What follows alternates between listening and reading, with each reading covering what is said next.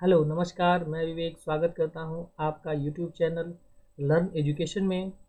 और आज हम अपने इस वीडियो में महाराजा सुहेलदेव विश्वविद्यालय और वीर बहादुर पूर्वांचल विश्वविद्यालय के first semester MEd first semester के रिसर्च मेथड्स इन एजुकेशन का दूसरा यूनिट, जिसमें रिसर्च प्रॉब्लम्स एंड हाइपोथेसिस अनुसंधान समस्याएं और परिकल्पनाएं, इस यूनिट का नाम है। और इस यूनिट में सबसे पहला जो हमारा टॉपिक है रिसर्च प्रॉब्लम्स, अनुसंधान समस्या।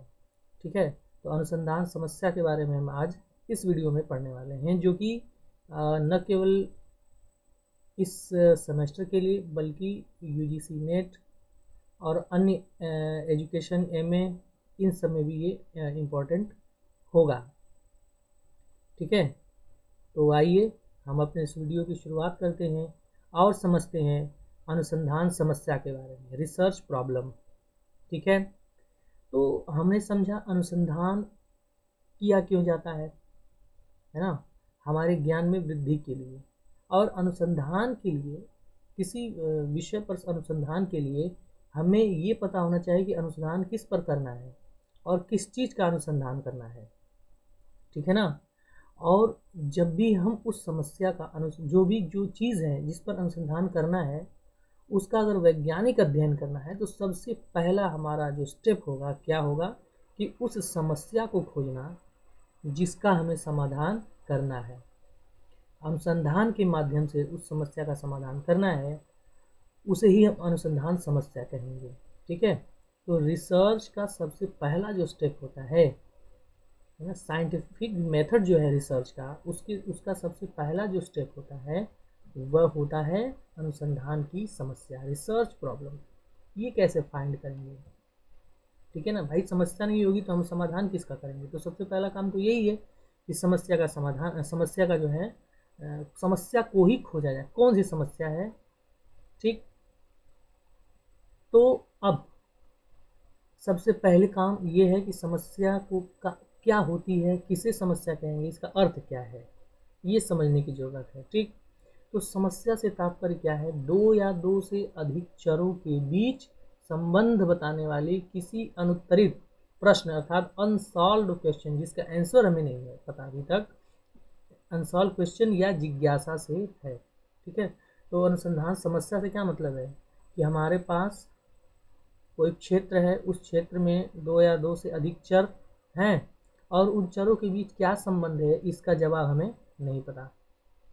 ठीक है ना, किस तरह से ये दोनों संबंधित हैं, या ये जो प्रश्न है यही समस्या है, या फिर इसके बारे में अगर इन दोनों के संबंध में या फिर अंतर के बारे में जानना चाहें, तो ये जो जिज्ञासा है जानने की, वही हमारे लिए समस्या हो जाएगी, अनुसंधान समस्या। या फिर इसको अन्य शब्दों में हम ये भी कहें कि अनुसंधान समस्या जो होती है वो रोज़मर्रा की समस्या नहीं है कि हम रोज़ हम कमाएंगे कैसे, खाएंगे कैसे, कैसे कोई काम करेंगे, रोज़मर्रा की समस्या ही नहीं है।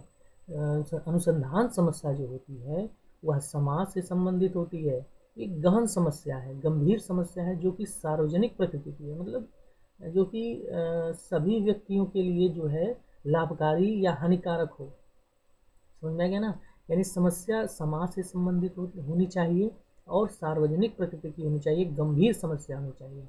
और जब हम उसका समाधान करें, तो उस समस्या के समाधान से न केवल उस समस्या का समाधान हो, बल्कि नए ज्ञान के सृजन में भी जो है सहायता मिले, यानी कि नए ज्ञान का सृजन हो।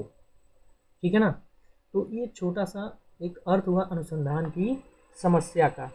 अगर हम अनुसंधान की समस्याओं की परिभाषाओं को देखें, तो उन परिभाषाओं से हम कुछ ज़्यादा समझ सकते हैं कि अनुसंधान समस्या क्या है। आइए देखते हैं फ्रेड एंड कर्लिंगर क्या कहते हैं इस अनुसंधान समस्या के बारे में।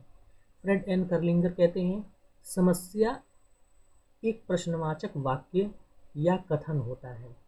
ठीक है ना, समस्या क्या है? एक प्रश्नवाचक वाक्य या कथन है। ठीक है, जो पूछता है जो दो या दो से अधिक चरों के बीच क्या संबंध है, ये बता। जो पूछता है दो या दो से अधिक चरों के बीच क्या संबंध विद्यमान है। ठीक है ना, समझ में आया? जो कि अभी मैंने इसके पहले यही जो है समझाया था। ठीक। तो जॉन सी टाउनसेंड क्या कहते हैं? जॉन सी टाउनसेंड कहते हैं कि समस्या समाधान के लिए प्रस्तावित प्रश्न है। अर्थात समस्या क्या है? समस्या वह है जिसका समाधान किया जाता है, और उस समाधान के लिए जो प्रस्तावित प्रश्न हैं उन्हें ही समस्या कहेंगे। ठीक है, बात समझ में आ गया। और फिर आगे उन्होंने कहा कि सामान्यतः समस्या तब होती है जब किसी प्रश्न का कोई उत्तर उपलब्ध न हो। ठीक है ना, यानी किसी समस्या के संभावित कुछ समाधान होते हैं, और उस संभावित समाधानों में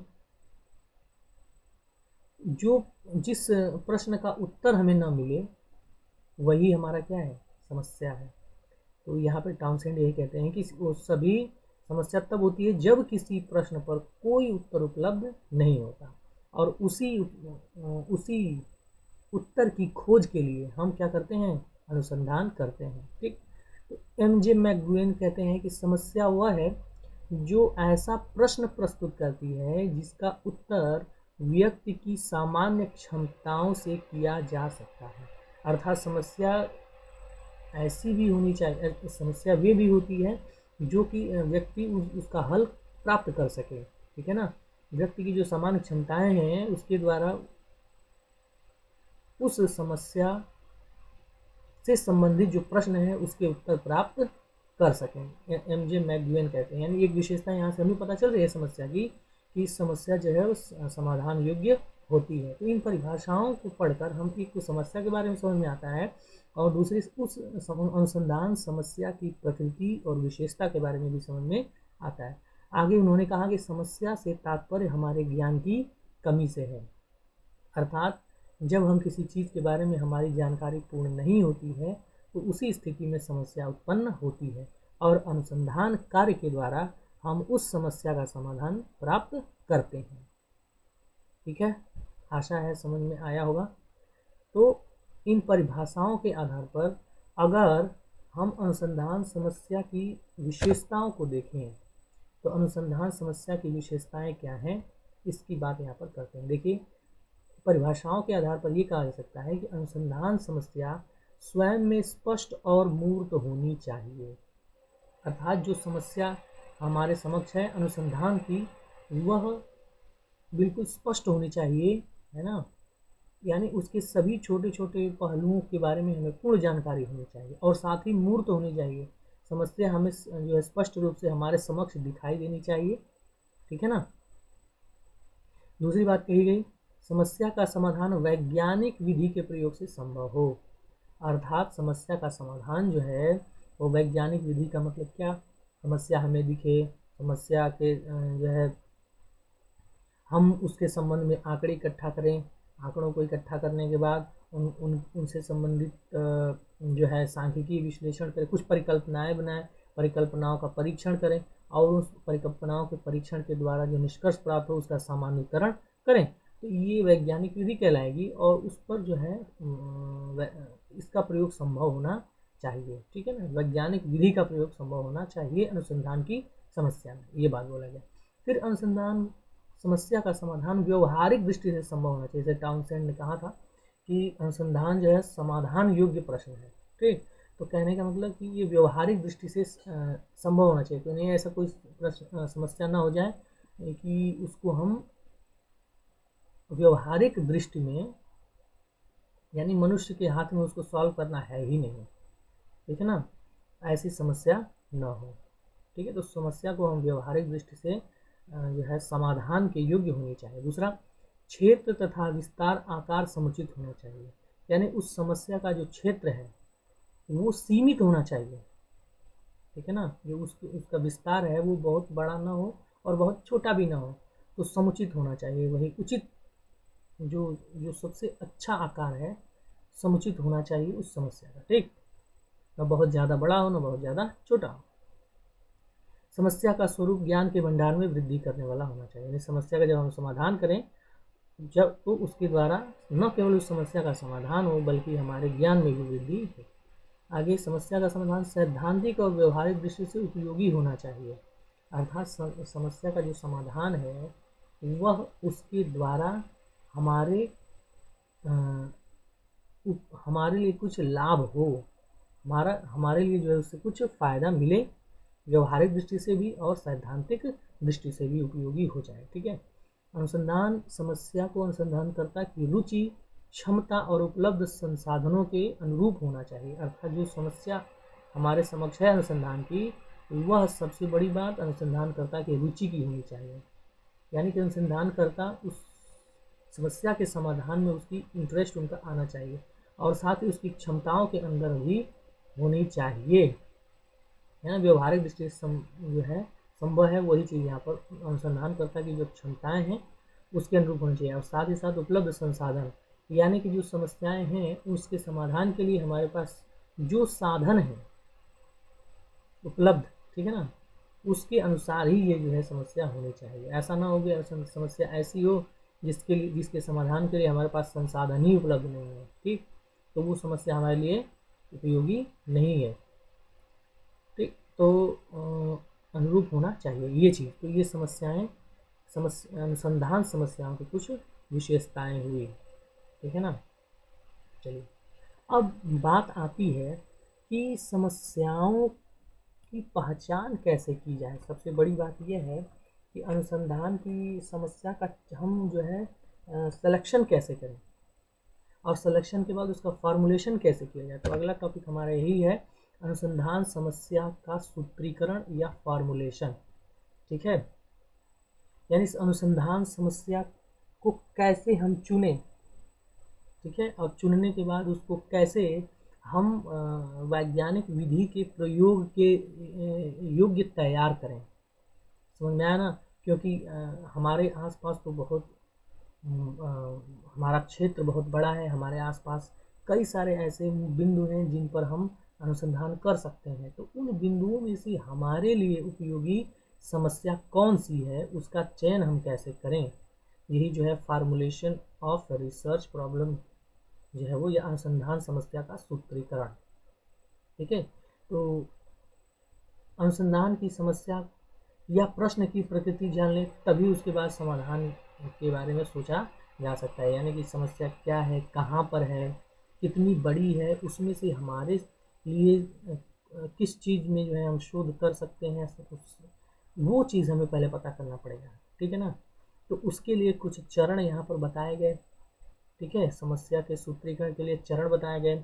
इसमें से सबसे पहला चरण अनुसंधान के व्यापक क्षेत्र की पहचान करना। चलिए इन सबको हम एक एक करके जो है समझते हैं। ठीक, अनुसंधान जो है एक जो है क्रिएटिव वर्क है, ठीक है ना। इसलिए अनुसंधान समस्या का जो चयन करना जो होता है वो भी एक क्रिएटिव वर्क ही हो जाता है, एक सृजनात्मक क्रियाकलाप हो जाता है।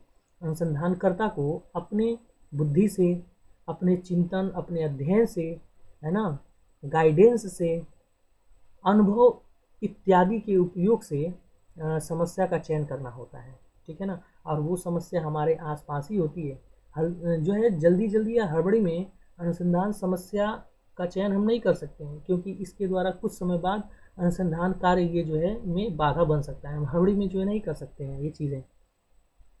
ठीक, कभी कभी ऐसा भी होता है कि अनुसंधानकर्ता को उस काम को बीच में अधूरा ही छोड़ना पड़ जाता है, क्योंकि उसने प्रारंभ में अनुसंधान के लिए जो समस्या है उसकी पहचान ठीक से नहीं की। ठीक है ना। तो यही मुख्य कारण है कि अनुसंधान समस्या के जब हम चयन करते हैं, जब उसकी पहचान करते हैं, तो उस समय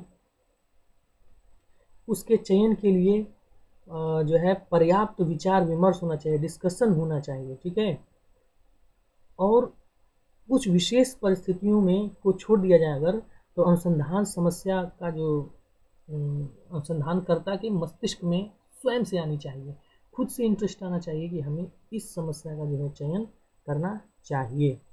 ठीक है, ये चीज़ है। तो एक अच्छा, एक सेंसिटिव आदमी, एक सेंसिटिव अनुसंधानकर्ता, एक बुद्धिपूर्ण विवेक युक्त जो है अनुसंधानकर्ता, जिज्ञासु और जो पेशेंस जिसके अंदर हो, ऐसे व्यक्ति अपने अध्ययन की समस्या अध्ययन क्षेत्र की जो समस्यात्मक परिस्थिति है उसको जल्दी से और गहनता से समझ सकता है। ठीक है, और ऐसे व्यक्ति ही विभिन्न समस्यात्मक परिस्थितियों का अच्छे ढंग से ठीक है ना। विभिन्न समस्यात्मक परिस्थितियों का अच्छे ढंग से जो है वो विश्लेषण करके और सही समस्या का पहचान कर सकते हैं। तो सबसे बड़ी जो सबसे पहला काम है वो है समस्या के व्यापक क्षेत्र की पहचान।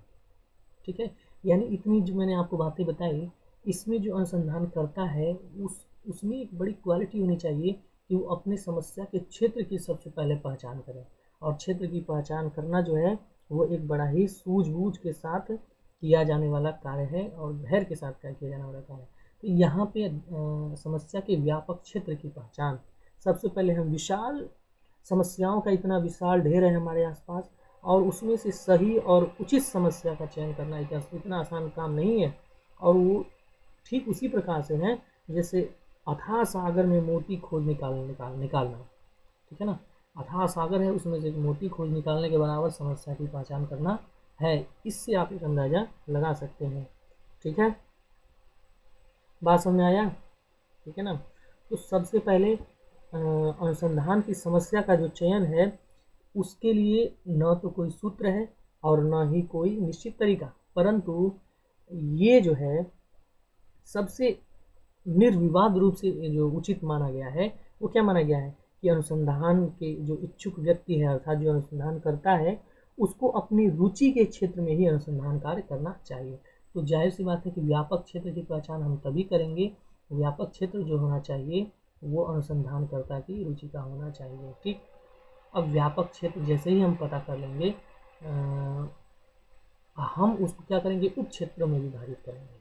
अर्थात हमें एक क्षेत्र पता चल गया कि हमें इस क्षेत्र में अनुसंधान करना है, अब उसको हम छोटे छोटे वर्गों में बांटेंगे, छोटे छोटे भागों में क्या करेंगे, बांट देंगे।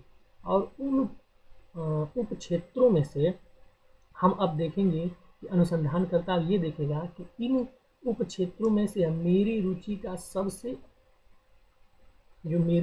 जो क्षेत्र है वो क्या है। यहाँ पर तो पहले व्यापक क्षेत्र पहचानेगा, उसको छोटे छोटे क्षेत्रों में बांटेगा। इसको हम अभी उदाहरण के माध्यम से भी समझेंगे। इसको सीमितीकरण कहते हैं। ठीक, क्या कहते हैं इसको, सीमितीकरण। यानी कि एक व्यापक समस्या को, एक बड़ी समस्या को हम सीमित कर रहे हैं, छोटा करते हुए चले जा रहे हैं, रिफाइन कर रहे हैं, या फिर ये कह सकते हैं कि नैरो कर रहे हैं। उसको नैरो मैंने छोटा करते जाते हैं। ठीक है ना, बात समझ में आ गया। तो पहले व्यापक क्षेत्र की पहचान, फिर उसके उप क्षेत्रों की पहचान, छोटे उप क्षेत्रों में बांट देना।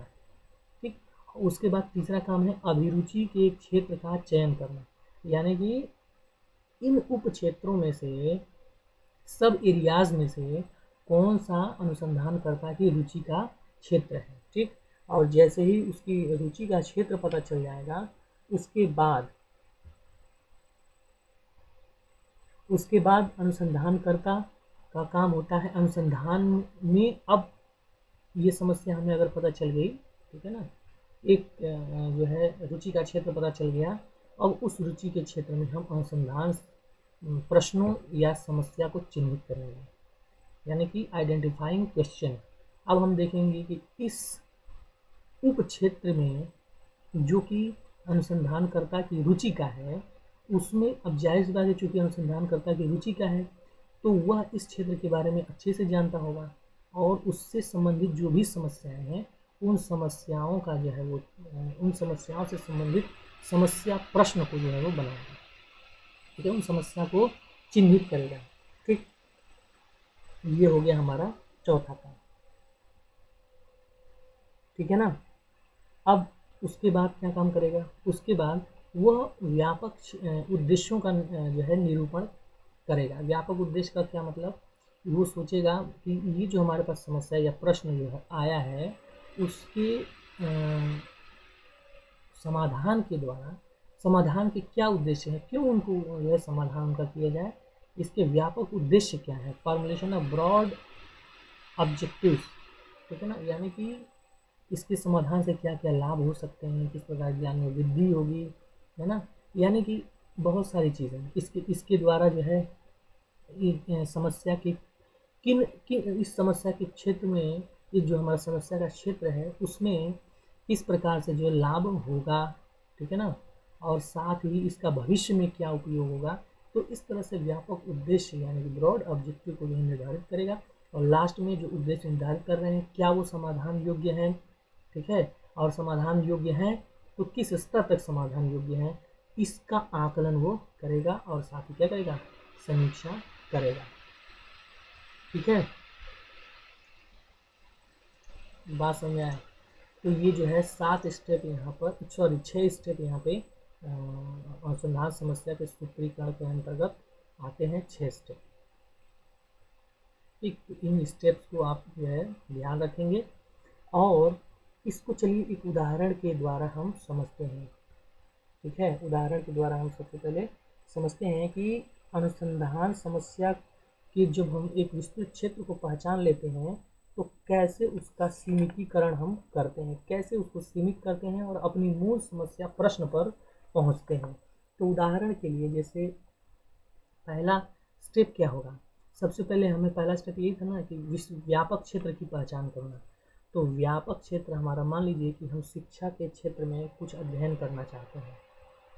ठीक है, शिक्षा और शिक्षण के क्षेत्र में अध्ययन करना चाहते हैं तो उसमें जाहिर सी बात है कि शिक्षा के क्षेत्र में तो बहुत सारे पहलू आते हैं, जैसे कि विद्यार्थी आ गया, अध्यापक आ गया, प्रशासक आ गया, चाहे कोई कर्मचारी है, अभिभावक है, पाठ्य पुस्तकें हैं, ठीक है ना, पाठ्यक्रम है, शिक्षण विधियां हैं, है ना, और शिक्षा नीतियां हैं, बहुत सारी चीज़ें हैं।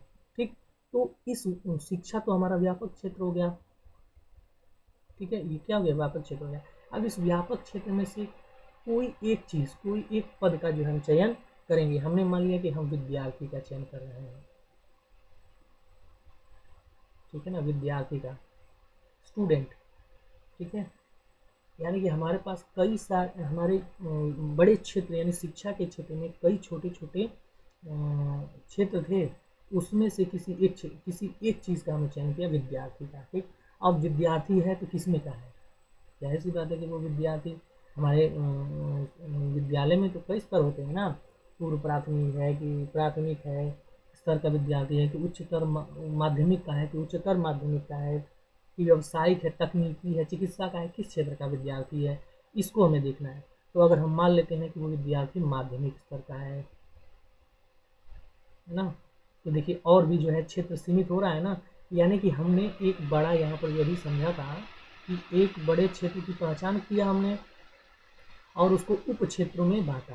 तो देखिए हम क्या कर रहे हैं, उप क्षेत्रों में बांटते जा रहे हैं, इसको छोटे छोटे क्षेत्रों में और बांटते जा रहे हैं, यानी इसका सीमितीकरण करते चले जा रहे हैं। अब माध्यमिक का चयन हो गया, अब माध्यमिक में किस विषय का छात्र है, ठीक है ना, किस विषय का छात्र है, क्या वो,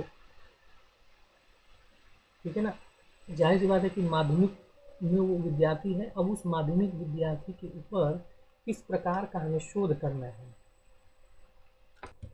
ठीक है, तो हमने जब ये चयन कर लिया कि वो विद्यार्थी जो है माध्यमिक स्तर का है, तो अब माध्यमिक स्तर में बहुत सारे क्षेत्र आते हैं। कौन कौन से, बहुत सारे क्षेत्र हो सकते हैं, है ना, मान लीजिए कि पाठ्यक्रम हो गया, वित्त व्यवस्था हो गया, या दर्शन शास्त्र हो गया, ठीक है, मनोविज्ञान हो गया, तो ये सब कई क्षेत्र आते हैं। अब उन क्षेत्रों में से किस क्षेत्र को हम लेंगे, माध्यमिक स्तर के विद्यार्थी का हम अध्ययन करना चाहते हैं, उसके किस क्षेत्र का अध्ययन हम करेंगे। तो हमने मान लिया माध्यमिक स्तर के विद्यार्थी के मनोविज्ञान का जो है हम अध्ययन करना चाहते हैं। तो देखिए और भी जो है सीमित हो गया, यानी और भी एक वर्ग में बटा और भी जो है समस्या सीमित हुई। ठीक है ना, अब देखिए मनोविज्ञान का जैसे ही हमने चयन किया तो मनोविज्ञान में भी तो कई सारे पक्ष आते हैं कि बुद्धि का अध्ययन करना है, कि उसके व्यक्तित्व का अध्ययन करना है, या उसकी अभिरुचि का अध्ययन करना है, किसका करना है, अभिवृत्ति एटीट्यूड का करना है, ठीक है, एडजस्टमेंट या समायोजन का करना है, कि मानसिक स्वास्थ्य का करना है, किसका करना है, क्रिएटिविटी का करना है। तो अब मनोविज्ञान में तो बहुत सारे पक्ष आ जाएंगे, तो उसमें से फिर एक हम और भी सीमित करेंगे, उसमें से किसी एक क्षेत्र का चयन करेंगे, एक और उपवर्ग। ठीक है, मान लेते हैं कि हम व्यक्तित्व का अध्ययन जो है वो करने वाले हैं। ठीक, तो अब देखिए ये हमारा व्यक्तित्व जो है एक मूल उपवर्ग होगा यहाँ पे, ठीक है ना, यहाँ विस्तार यह कहा गया, ये जो है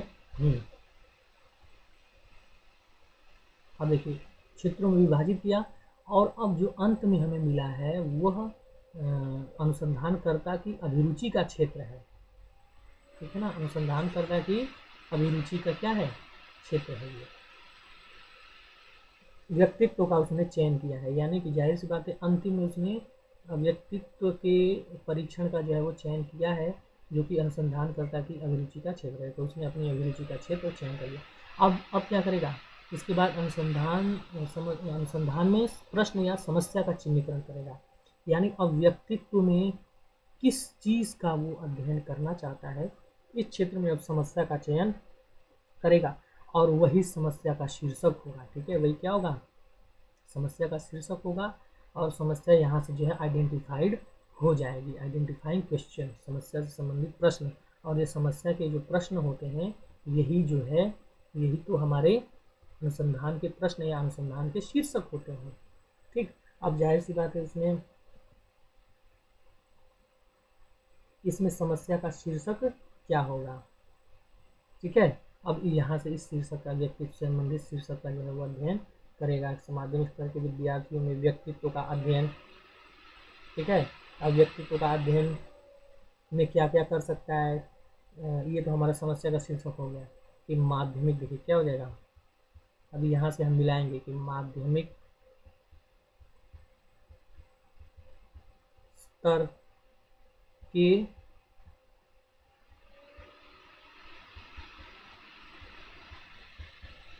विद्यार्थियों के व्यक्तित्व का अध्ययन के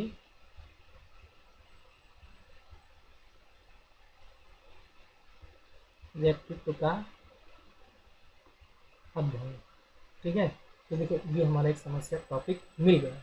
अब इसमें जो है अब हम इस टॉपिक से संबंधित समस्या के प्रश्नों को बनाएंगे, जो कि हमारा यहाँ पर चौथा बिंदु था, ठीक है।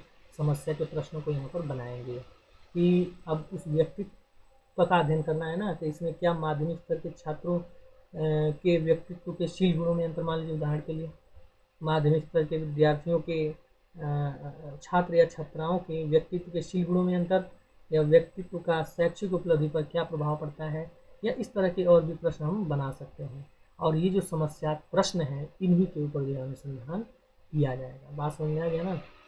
जैसे हमने मान लिया व्यक्तित्व का शैक्षिक उपलब्धि पर प्रभाव, ये हमारी एक समस्या है। व्यक्तित्व का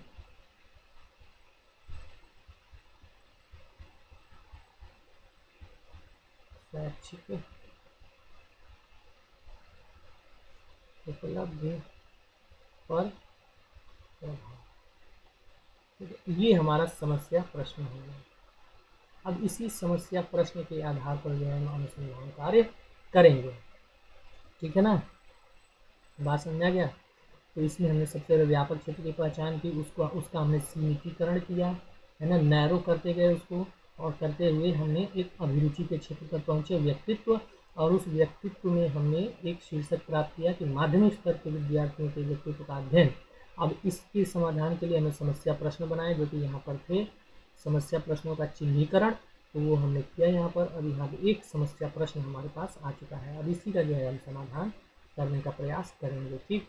अब इसके समाधान से क्या लाभ होने वाला है, इसके उद्देश्य क्या क्या होंगे उसका निर्धारण करेंगे, और उन उद्देश्यों का समाधान व्यवहारिक रूप में संभव है कि नहीं, वो उद्देश्यों के आकलन और समीक्षा के अंतर्गत हो जाए। तो ये चरण आपको याद होनी चाहिए, अक्सर कभी परीक्षा में पूछ सकता है, ठीक है ना। तो इस तरह से हमने क्या किया कि समस्या का सूत्रीकरण किया, समस्या क्या है, अनुसंधान समस्या, उसका अर्थ, उसकी विशेषताएं, और उसका सूत्रीकरण किस प्रकार से किया जाता है, वो हमने उसके चरणों को देखा। आशा है इतनी चीज़ें आपको समझ में आई होंगी। समस्या, अनुसंधान समस्या के संबंध में, अनुसंधान समस्या के क्षेत्र, अनुसंधान समस्याओं का जो है मूल्यांकन करना, इत्यादि जो चीज़ें हैं उसको हम अपनी अगली वीडियो में पढ़ेंगे। अभी इस वीडियो में जो हमने देखा, आशा है आपको ये सारी चीज़ें समझ में आई होंगी। अगर अच्छी लगी तो इस वीडियो को लाइक करें, हमारा चैनल सब्सक्राइब जरूर करें। कोई वीडियो में कमी हो या फिर कुछ नए टॉपिक्स के बारे में आपको जानकारी लेनी हो तो कृपया कमेंट सेक्शन में हमें बताएं, हम उसका समाधान करने की कोशिश करेंगे। वीडियो में अंत तक बने रहने के लिए आपका बहुत बहुत धन्यवाद। नमस्कार, शुभ दिन।